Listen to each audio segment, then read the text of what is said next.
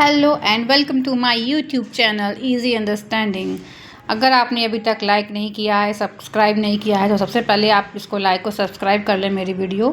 तो मैं स्टार्ट करने जा रही हूँ आज फिज़िकल क्वांटिटीज़ एंड मेज़रमेंट। ये सेकंड पार्ट है। फर्स्ट पार्ट मैं पढ़ा चुकी हूँ, आज ये सेकंड पार्ट है वॉल्यूम। तो वॉल्यूम सबसे पहले मैं बताना चाहूँगी कि वॉल्यूम क्या होता है। वॉल्यूम क्या होता है? वॉल्यूम क्या होता है, देखिए। Volume the total space occupied by an object is called its volume। इसका मतलब हुआ कि अगर कोई ग्लास है तो ग्लास ने जितनी भी स्पेस कवर कर रखी है वो उसका वॉल्यूम हो जाएगा। अगर कोई एक बॉक्स है, बॉक्स में जितना भी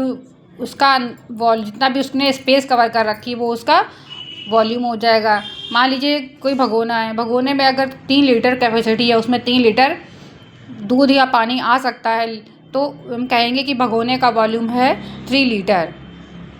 ठीक है। अब एग्ज़ाम में क्या आता है, एग्ज़ाम में से रिलेटेड क्वेश्चंस आते हैं, जैसे कि वॉल्यूम पूछा जाएगा आपसे और कहा जाएगा, पहले बताया जाएगा कि लेंथ, ब्रीथ और हाइट दे दी जाएगी और आपसे वॉल्यूम पूछा जाएगा। तो आपको क्या करना है, सबसे पहले हम देखेंगे इसका फॉर्मूला क्या होता है। तो वॉल्यूम का फॉर्मूला क्या होता है, देखिए। वॉल्यूम क्या होता है, equal length into breadth into height, ये इसका फॉर्मूला होता है। अब इसके यूनिट क्या होती है, यूनिट ऑफ वॉल्यूम, इसकी यूनिट क्या हो जाएगी। अब देखिए लेंथ की भी क्या होगी, मीटर में यूनिट इसकी, ये भी होगा मीटर में, ये भी होएगा, ये भी मीटर में होगा। तो जब इन तीनों का इंटू कर देंगे तो आ जाएगा मीटर क्यूब। इसलिए यूनिट ऑफ वॉल्यूम क्या हो जाएगा, मीटर क्यूब। तो हम आपको ले चलते हैं कुछ न्यूमेरिकल्स पे जो इस पे बनते हैं और एग्ज़ाम में पूछे जाते हैं ज़रूर। न्यूमेरिकल में आते हैं तो सबसे पहला क्वेश्चन है कि एक बॉक्स दे दिया गया, जैसे कि इस तरीके का एक बॉक्स दे दिया गया।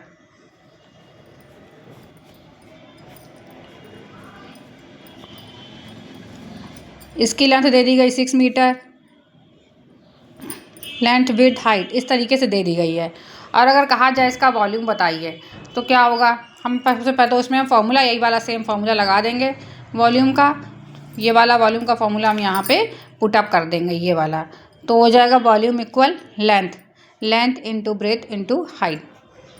लेंथ कितनी है इसमें बेटा बताइए आप लोग, लेंथ है 6, बी है 4 एंड हाइट है 3।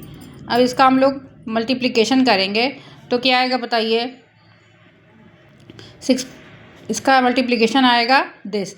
और यूनिट मैंने ये क्यों लिखी, क्योंकि आपको मैं बता चुकी हूँ कि इसकी यूनिट जो होती है, आप मीटर में था, सब तीनों चीज़ें मीटर में थी तो इसकी यूनिट ये थी।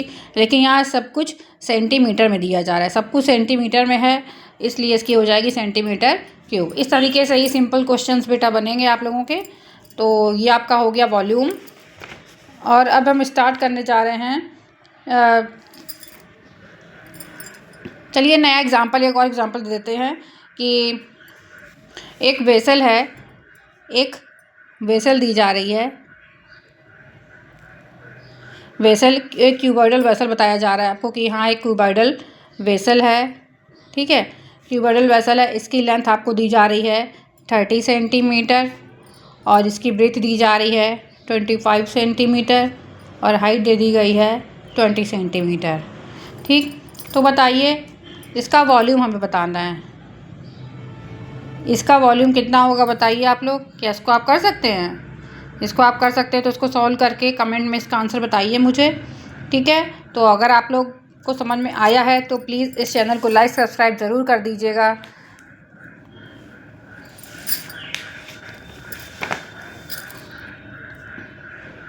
ठीक है, अब हम चलेंगे सीधे डेंसिटी पे। डेंसिटी क्या होता है, अब हम डेंसिटी पे आएंगे। डेंसिटी क्या होती है, इसका फॉर्मूले पे सीधे आएंगे। डेंसिटी इक्वल होती है मास अपॉन वॉल्यूम। डेंसिटी क्या होती है, मास अपॉन वॉल्यूम। मास को हम लोग m से रिप्रेजेंट करते हैं, वॉल्यूम को v से। तो डेंसिटी क्या हो जाएगी इसकी?